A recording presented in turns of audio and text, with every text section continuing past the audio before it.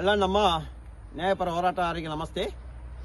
ಇವತ್ತು ದಿನಾಂಕ 21/12/2025 ಆದಿತ್ಯವಾರ. 22/12/2025 ಸೋಮವಾರ ಪೂರ್ವಾಹ್ನ 11 ಗಂಟೆ ಹೊತ್ತಿಗೆ ದಕ್ಷಿಣ ಕನ್ನಡ ಜಿಲ್ಲೆ ಪುತ್ತೂರು ತಾಲೂಕು ಎಸಿ ಕಚೇರಿ ಮುಂಭಾಗದಲ್ಲಿ ವೃದ್ಧ ದಂಪತಿಯವರು ರಾಧಮ್ಮ ಮುತ್ತುಸ್ವಾಮಿ ಹಾಗೂ ಅವರ ಮಕ್ಕಳಿಬ್ಬರು ಸೇರಿ ಹಾಗೂ ನಾನು ಸೇರಿ 5 ಜನ ಧರಣಿ ಸತ್ಯಾಗ್ರಹ ಪ್ರಾರಂಭ ಮಾಡ್ತಾ ಇದ್ದೀವಿ. ಕಾರಣ ಗೊತ್ತಿರ್ಬೋದು, 1 ವರ್ಷದಿಂದ ಇವರ ಮನೆಯನ್ನು ಕಡಬ ತಳಿಸ್ತಾರು ಹಾಗೂ ಅವರ ತಂಡದವರು ಅಧಿಕಾರಿ ತಂಡದವರು ಬಂದು ಇತಾಚಿಯಲ್ಲಿ ಹೊಡೆದಾಕಿದ್ದಾರೆ. ಇದರ ವಿಷಯದಲ್ಲಿ ಇಡೀ ರಾಜ್ಯ ಸರ್ಕಾರದ ಮುಖ್ಯಮಂತ್ರಿಯಿಂದ ಹಿಡಿದು ಎಸಿ ಕಚೇರಿ ತನಕ ಮನವಿ ಮಾಡಿ ಓಡಾಡಿದರೂ ಯಾವುದೇ ಪ್ರಯೋಜನ ಆಗಿರೋದಿಲ್ಲ.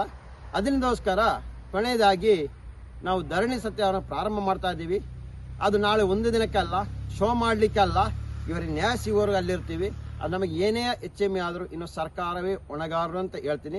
ಅದಕ್ಕೋಸ್ಕರ ಪೊಲೀಸ್ ಇಲಾಖೆಯು ಮನವಿ ಮಾಡಿದ್ವಿ. ಪ್ರಶ್ನೆ ಕೊಡೋದಾರೆ ಕೊಡ್ಬೋದು, ಇಲ್ಲಾರ ಬಿಡ್ಬೋದು. ಆದರೆ ನಮ್ಮ ಕೆಲಸ ನಾಳೆಯಿಂದ ನಮ್ಮ ಧರಣಿ ಸತ್ಯಾಗ್ರಹ ಪ್ರಾರಂಭ ಮಾಡ್ತಾ ಇದೀವಿ ಅಂತ ಈ ಮೂಲಕ ಹೇಳ್ತಾ ಇದೀವಿ.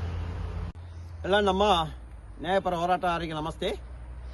ಇವತ್ತು ದಿನಾಂಕ 21/12/2025 ಆದಿತ್ಯವಾರ. 22/12/2025 ಸೋಮವಾರ ಪೂರ್ವಾಹ್ನ 11 ಗಂಟೆ ಹೊತ್ತಿಗೆ ದಕ್ಷಿಣ ಕನ್ನಡ ಜಿಲ್ಲೆ ಪುತ್ತೂರು ತಾಲೂಕು ಎಸಿ ಕಚೇರಿ ಮುಂಭಾಗದಲ್ಲಿ ವೃದ್ಧ ದಂಪತಿಯವರು ರಾಧಮ್ಮ ಮುತ್ತುಸ್ವಾಮಿ ಹಾಗೂ ಅವರ ಮಕ್ಕಳಿಬ್ಬರು ಸೇರಿ ಹಾಗೂ ನಾನು ಸೇರಿ 5 ಜನ ಧರಣಿ ಸತ್ಯಾಗ್ರಹ ಪ್ರಾರಂಭ ಮಾಡ್ತಾ ಇದ್ದೀವಿ. ಕಾರಣ ಗೊತ್ತಿರ್ಬೋದು, 1 ವರ್ಷದಿಂದ ಇವರ ಮನೆಯನ್ನು ಕಡಬ ತಳಿಸ್ತಾರು ಹಾಗೂ ಅವರ ತಂಡದವರು ಅಧಿಕಾರಿ ತಂಡದವರು ಬಂದು ಇತಾಚಿಯಲ್ಲಿ ಹೊಡೆದಾಕಿದ್ದಾರೆ.